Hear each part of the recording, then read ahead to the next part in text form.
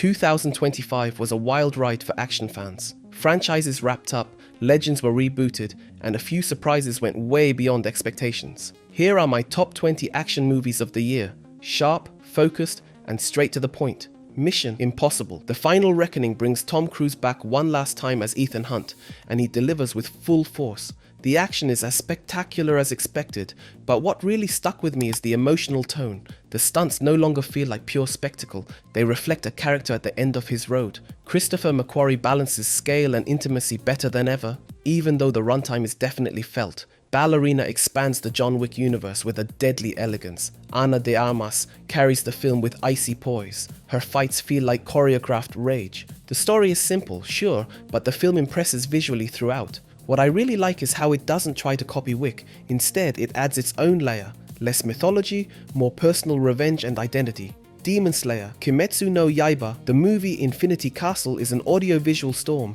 Fast, brutal, and often stunning. The animation is top tier and elevates the already emotional story to another level. What stands out is the balance between intense action and tragic character arcs. You can dive in without knowing the full backstory, but fans will get a powerful finale that deepens the series' world. Jurassic World. Rebirth focuses more on atmosphere than noise, and that's a good thing for the franchise. Gareth Edwards doesn't just show dinosaurs hunting, he lets them exist. The pacing may surprise some, but it adds real depth. Scarlett Johansson brings emotional weight to the story, and the moral questions around science and extinction give the series a surprisingly thoughtful angle. A quieter but more interesting installment. Superman, directed by James Gunn, is a reboot with real heart. David Corenswet plays the Man of Steel with grounded charm and charisma.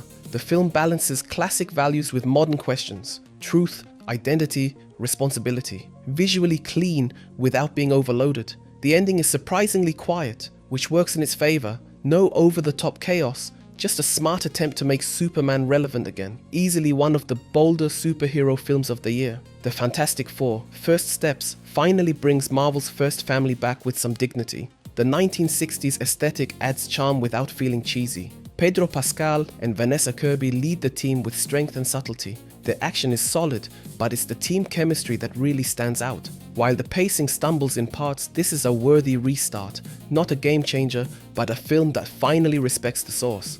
Thunderbolts shows what happens when antiheroes are forced to work together. Florence Pugh and Sebastian Stan bring real depth to their roles, even if the plot doesn't break new ground. What I appreciate is the melancholic tone. It pulls away from typical Marvel spectacle without ditching its personality. It's not a huge blockbuster, but a more intimate, character-focused piece, refreshingly different for the MCU. The Accountant 2 picks up smartly from the first film. Ben Affleck returns as Christian Wolf, the autistic math and weapons expert, this time in a more emotionally vulnerable place. The action is minimal but effective, and his chemistry with John Bernthal clicks right away. The film skips the polish and stays close to its lead character, which works. Not a groundbreaking sequel, but a solid low-key entry in the genre. F1 is a slick racing film that leans heavily into visual impact and realism. Brad Pitt plays a washed-up former driver with stoic calm, while Damson Idris brings emotional fire as the rising star. The real Formula 1 footage is impressive, though the story itself plays it safe. Still, as a motorsport experience with star power, F1 delivers, especially for fans of speed, legacy, and the sound of engines. Heads of State thrives on the explosive chemistry between Idris Elba and John Cena, two wildly different leaders forced to stop a global crisis. The action is entertaining, the humor lands more often than not, and the story never takes itself too seriously. It's fun, fast, and forgettable in a good way. Pure popcorn cinema with charm. Not deep, but perfect for a chaotic evening. Nobody 2 puts Bob Odenkirk back in top form, this time on vacation, which obviously doesn't stay peaceful. What starts as a self-aware sequel quickly becomes a dirty, stylish orgy of violence. The film knows what it is and leans in. Dry humor, quick fights, no nonsense. No real surprises, but it delivers 90 minutes of relentless, self-aware action, and that's exactly why it works. Novocaine has a killer concept. A man who physically can't feel pain becomes an accidental one-man army. Jack Quaid brings a surprising amount of humanity, not a superhero, but a guy who just keeps getting hurt and keeps moving. The action is over the top but purposefully absurd. The result is a creative, offbeat action film with enough fresh ideas to stand out from the pack.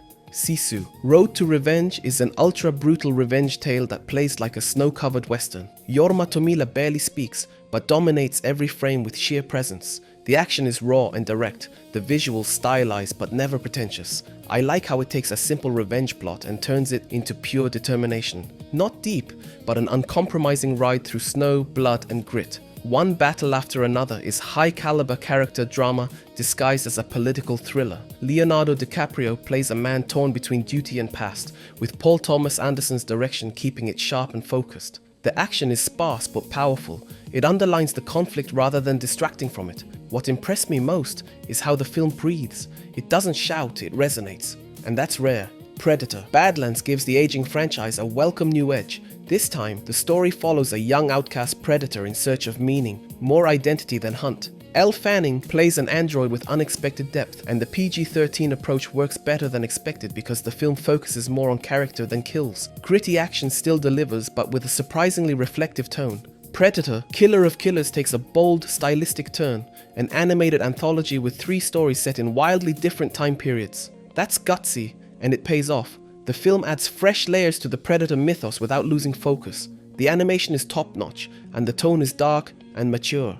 Easily the boldest and most original Predator project in years. The Witcher, Sirens of the Deep brings Geralt of Rivia back in animated form, and he hits hard. The story dives underwater into a political, mystical conflict between humans and sea dwellers. Visually stunning and surprisingly intense, Doug Cockle's voice returns as Geralt, grounding the film in familiar weight. It may be just animation, but it has more style and atmosphere than many live-action fantasy releases this year.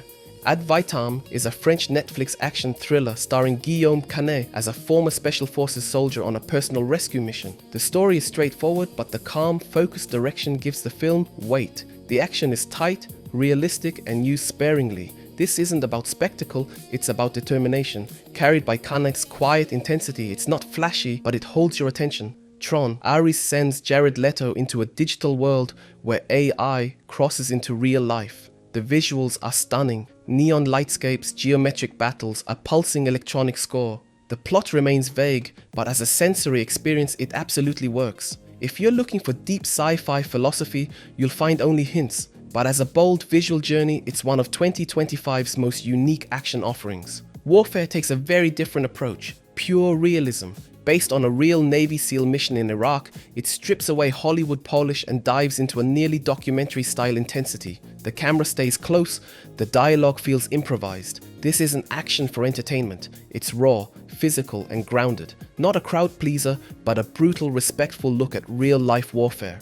That's my full rundown of the best action films of the year. Drop a comment and let me know which movie I missed, or which one didn't deserve to be here. And if you want more ranked movie lists like this, like, subscribe, and see you next time.